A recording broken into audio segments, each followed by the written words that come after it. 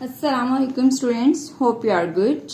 Last video में हमने unit number 11 Adil and the gold chain की रीडिंग विद ट्रांसलेशन की थी। इस वीडियो में हम इसकी बुक एक्सरसाइज करेंगे। उस वीडियो का लिंक आपको इस वीडियो के डिस्क्रिप्शन बॉक्स में मिल जाएगा। Come to our exercise part A comprehension. Answer the following question. Why did Adil stay at home? Did का वर्ड यूज हो रहा है, इसका मतलब है ये पास्ट टेंस का है क्वेश्चन, तो इसका आंसर भी हमें पास्ट टेंस में ही करना होगा। और जब भी कोई क्वेश्चन वाई से स्टार्ट हो रहा हो तो उसमें बिकॉज का वर्ड जरूर यूज होता है। उसके लिए फर्स्ट हम क्वेश्चन का स्टार्ट से थोड़ा सेंटेंस लेते हैं, फिर बिकॉज लगाकर आगे हम आंसर लिखते हैं।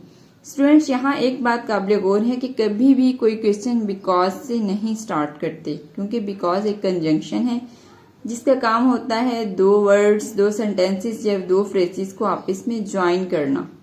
तो ये ज्वाइनिंग का काम देता है, इस सेंटेंस के स्टार्ट में नहीं आता। आदिल घर में क्यों रुका? Part A, Adil stayed at home because he was cleaning his cycle. Part B, why did Adil go after his mother? Adil अपनी मदर के पीछे क्यों भागा? Adil went after his mother to give her purse. वो इससे अपनी मदर के पीछे भागा क्योंकि वो उनको पर्स देना चाहता था। Part C, who stole the gold chain?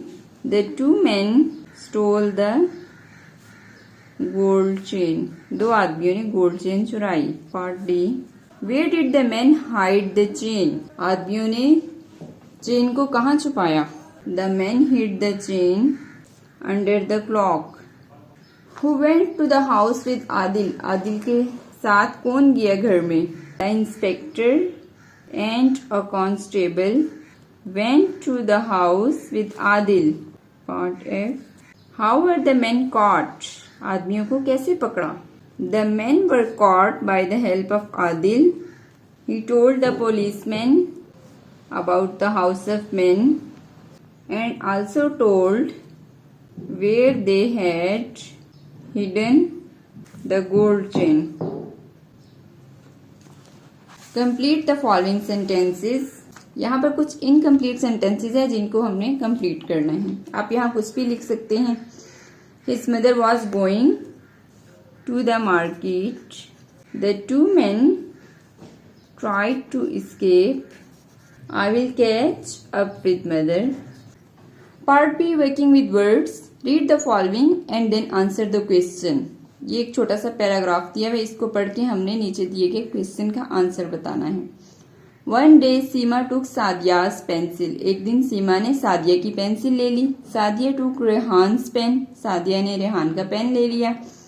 And Sana took Seema's lunch box. Sana ने सीमा का लंच बॉक्स ले लिया। Then Mohsin ate Salima's cake. उसके बाद मोहसिन ने सलीमा का केक खा लिया। एंड मंजर एट सीमास सैंडविच। और मंजर ने सीमा का सैंडविच खा लिया। मतलब कि अपना लंच किसी ने भी नहीं खाया, अपनी चीजें किसी ने भी नहीं यूज की, सब ने एक दूसरे की चीजें यूज कर ली। बड़े गंदे बच्चे थे वो जो अपनी चीजें नहीं लेके आते। Whose lunch box did Sana take? Sana ने किसका लंच बॉक्स लिया?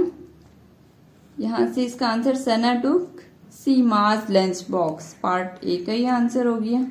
Whose pencil did Seema take? Seema ने किसकी पेंसिल ली?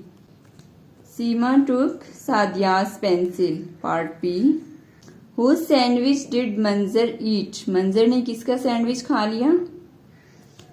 मंजर ate Seema's sandwich. Part C, whose cake did Mohsin ईट? मोहसिन ने किसका केक खाया? Mohsin ate Salima's cake. D, whose pen did Sadia take? Sadia ने किसका पेन लिया? Sadia took Rehan's pen. Part E. This was all. Question number 2, find opposites of these words. इन words के आपने opposite बताने। Quickly, slowly. फूलिश मीन्स बेवकूफ, वाइज समझदार, WISE।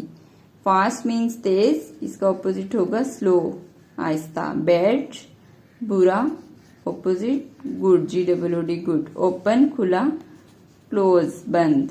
Part C, learning about language. The apostrophe, the mark, is used before or after the letter S to show that something belongs to somebody such as Umar's watch.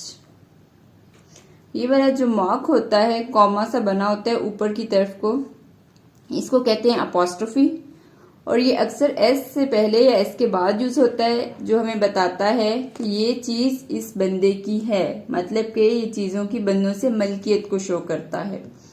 जैसे उमर्स watch, तो उमर की घड़ी। Change the underline words. The bike of Adil, Adil's bike, ये bike Adil की। आदिल के बाद हम apostrophe S लगाते हैं तो पता चलता है कि ये बात इसकी है, क्योंकि इस अपोस्ट्रोफी एस का मतलब होता है किसी चीज की किसी से मलकियत जाहिर करना। द मम ऑफ आदिल, आदिल्स मम, आदिल अपोस्ट्रोफी एस आगे mum. The wheel of the bike, bike's wheel. The gold chain of his mother, his mother's gold chain. The house of the robber, robber's house. Punctuation. Put full stops, apostrophes and capital letters in the following sentences. यहाँ पे हमने कुछ sentences को punctuate करना है, मतलब कि हमने कैपिटल लेटर लगा देना है, फुल स्टॉप लगाना है, कॉमास लगाने हैं, अपोस्ट्रोफी लगाने हैं जहां जहां जरूरत होगी। Why there is mum's bag? Cried Adil. Why? W already capital. There is mum's apostrophe s bag, यहाँ पे हम एक्सक्लेमेटरी मार्क लगाएंगे, cried Adil full stop. She has left it behind apostrophe S full stop. He took the bag H capital, new sentence start हो रहे हैं। And ran out of the house full stop H capital. He jump on to his cycle full stop, sentence is completed. I shall catch up with mum in a minute or two, यहाँ पे comma लग जाएगा। He thought, उसने सोचा। And he cycled quickly along the road, और वो जल्दी जल्दी रोड पे चलता गया full stop. A sentence is completed. Nouns, verbs and adjectives. Noun क्या होते हैं बेटा? Name of person, place, thing और name of animal. Verbs, verbs means कोई भी काम, जो भी हम काम कर रहे हो उसको हम कहते हैं ये हमारा verb है। एडजेक्टिव्स, एडजेक्टिव होते हैं किसी चीज की क्वालिटी बताना, या किसी नाउन या प्रोनाउन की क्वालिटी बताते हैं कि वो लॉन्ग है, शॉर्ट है, टॉल है, गुड है, बैड है, any quality. Pick out the nouns, verbs and adjectives in the following passage, write them in 3 columns in your notebook. या आपने कॉलम्स में खुद बना के नोटबुक में लिखने हैं। First of all we will find out nouns. The old man stood under the great tree. Man एक नाउन है because it is the name of a person. Person एक आदमी की जगह पे हम मैन का लफ्ज यूज करते हैं, that's why it is a noun. Under the great tree, tree is a noun because it is the name of a thing. And look down towards the blue hills, hills भी एक noun है, it is the name of a thing, कोई चीज होती है। The heavy rain, rain is also a noun. Pour down on him from the thick clouds, clouds are also noun. And his wet clothes, clothes are also noun. Stuck to his skin, skin is also noun. Soon the rain, rain is also noun which we have already underlined.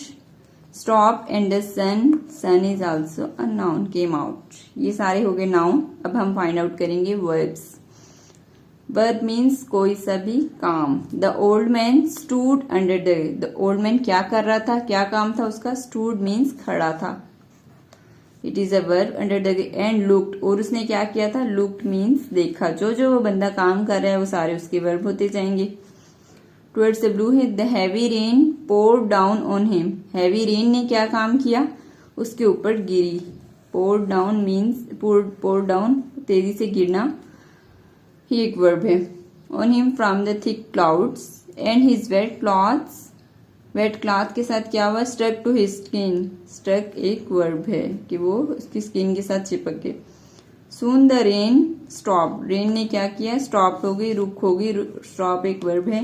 And the सन, सन ने क्या किया? सन का काम था came out, सन निकल आया, सूरज निकल आया, verb. This all were verbs. Now it's the time to find out adjectives.